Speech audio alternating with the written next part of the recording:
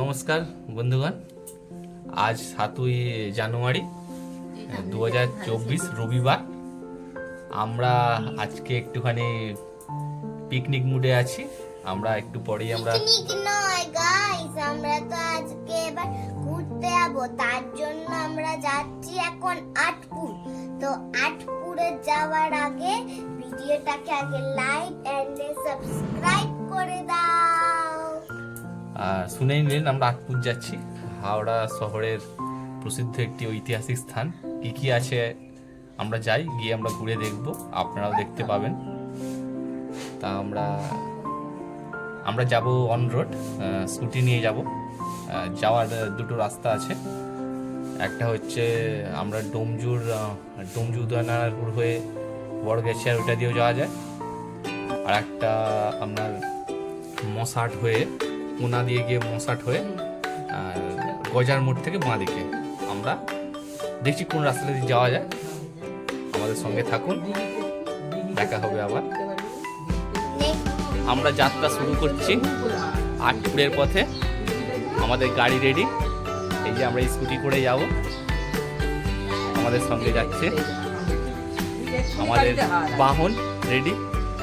আমরা তিনজন যাচ্ছি,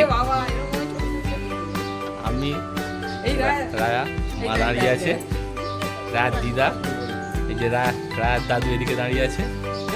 চলুন যেতে যেতে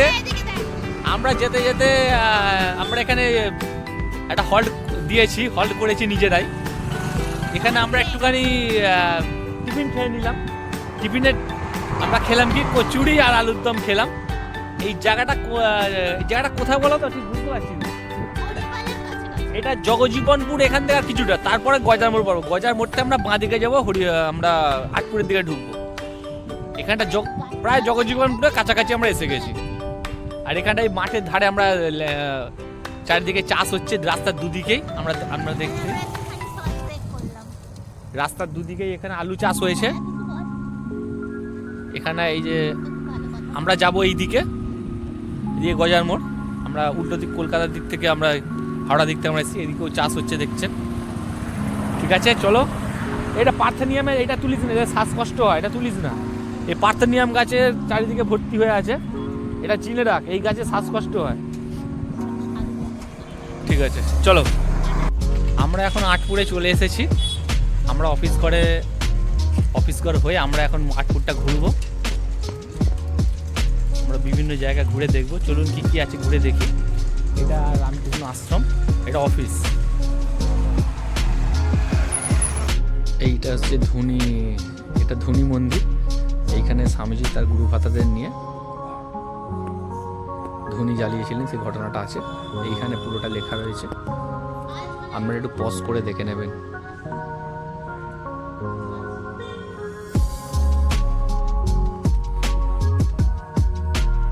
এখানে সেই সময় যারা পার্ষদ ছিলেন, মানে পার্ষদ এখানে যারা বসে ধনী জ্বালিয়েছিলেন, তাদের ছবিগুলো ওপরে দেওয়া রয়েছে। ঠাকুরের সন্ন্যাসী ত্যাগী পার্ষদরা।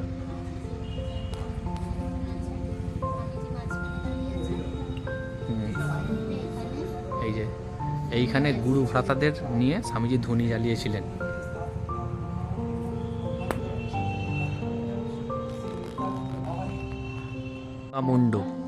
দুর্গা মণ্ডপের কাছেই হচ্ছে সেই ধনী মন্দিরটা। এটা ধনী মন্দির। আর এইটা হচ্ছে লক্ষ্মীনারায়ণ মন্দির। এটা লক্ষ্মীনারায়ণ মন্দির সোজাটা। এবার আমরা যেখানে স্বামীজির ঘর ভেতরে যাব, স্বামীজির ঘর দেখবো। ওই দূরের ওই বাড়িটা হচ্ছে স্বামীজির বাড়ি আর মায়ের ঘর। স্বামীজির ঘর, মা এখানে ছিলেন। মানে এটা স্বামীজির ঘর, এখানে স্বামীজির শয়ন কক্ষ। এই যে এবার আমরা মায়ের ঘরের দিকে যাচ্ছি।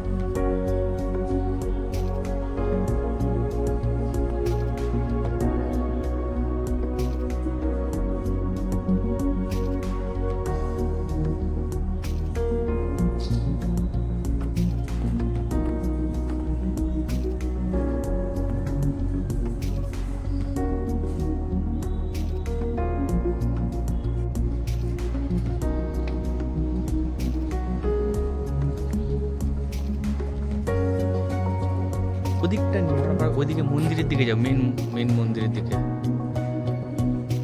স্বামীজির ঘর, মায়ের ঘর দেখার পরে আবার আমরা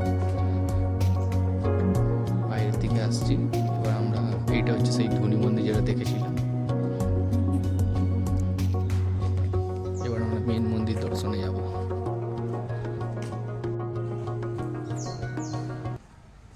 আমরা বাবুরাম মহারাজের এটা ওখানে ধনী মন্দিরটা দেখার পরে এবার আমরা মূল মন্দির দর্শন করতে যাচ্ছি। বাবুরাম মন্দিরের ঘরটা আমরা দেখে নিলাম। এখন আমরা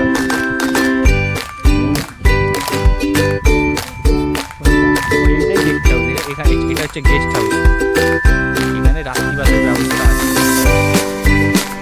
ওইটা দিলাম। এখন আমরা মেন মন্দিরে যাচ্ছি।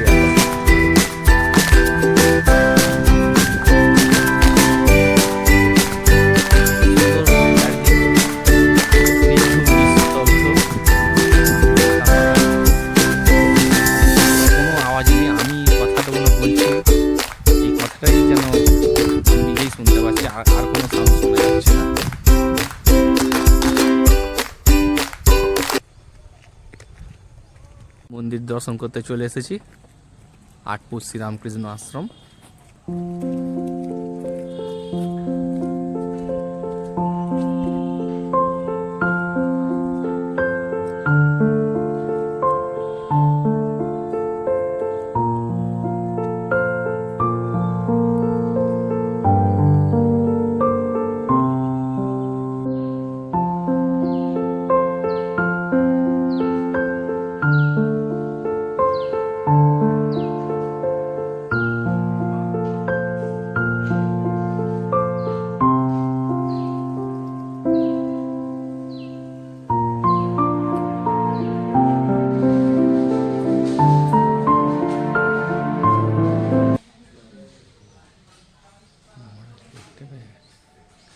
ও আজকে কি একাদশী নাকি গো? রামচন্দ্রের ছবি আছে, আজকে হচ্ছে একাদশী।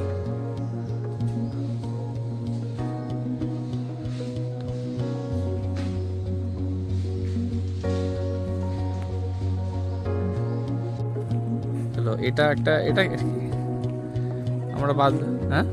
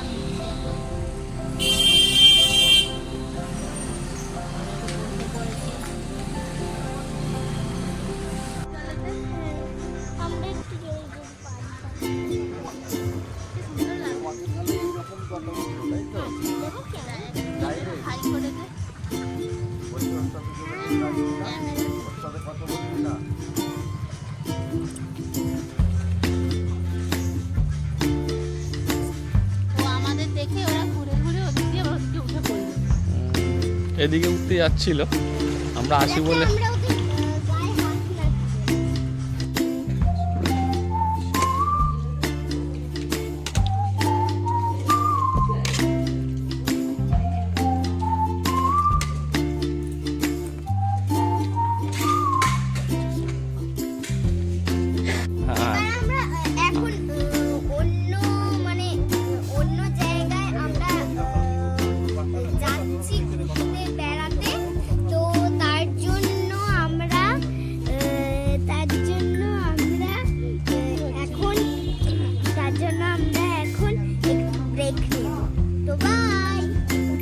আমরা আটপুর আশ্রম ঘুরে আমরা এখন রাজবলহাট যাচ্ছি। রাজবলহাটে মা রাজবল্লভেশ্বরী মন্দির আমরা দর্শন করব।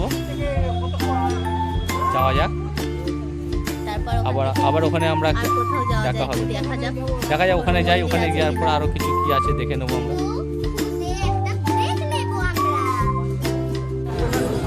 আমরা এসে গেছি রাজবলহাটে, রাজবল্লভেশ্বরী মন্দির দর্শন করতে। মন্দির চত্বর লোক জমজম করছে, আপনারা দেখতেই পাচ্ছেন প্রচুর ভিড় হয়েছে।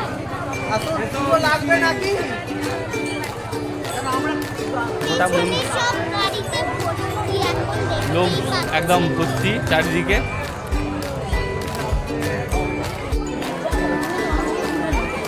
রাজবল্লভী মন্দিরে দেখুন লাইন কত পড়েছে।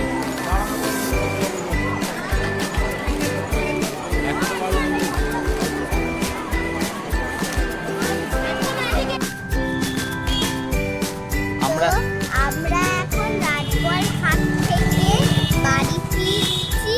বাড়ি ফিরে এরা সব ঘুমিয়ে, আমিও ঘুমিয়ে। চ্যানেলটাকে ফটাফট লাইক সাবস্ক্রাইব করে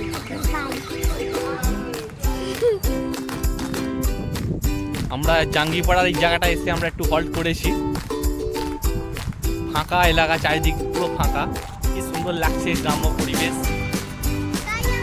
কিছু বল। তাই আমরা এখানে একবার দাঁড়িয়েছি।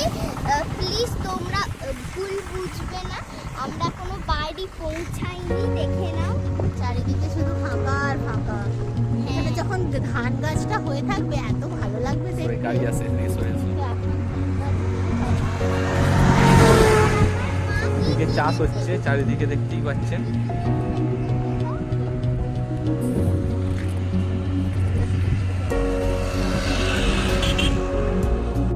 রায়া এখন টিফিন করছে।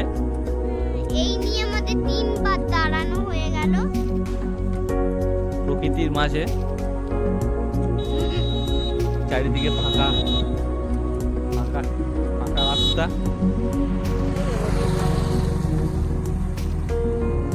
পাশে নিয়ে ফাঁকা রাস্তা, মাঠ, গাছপালা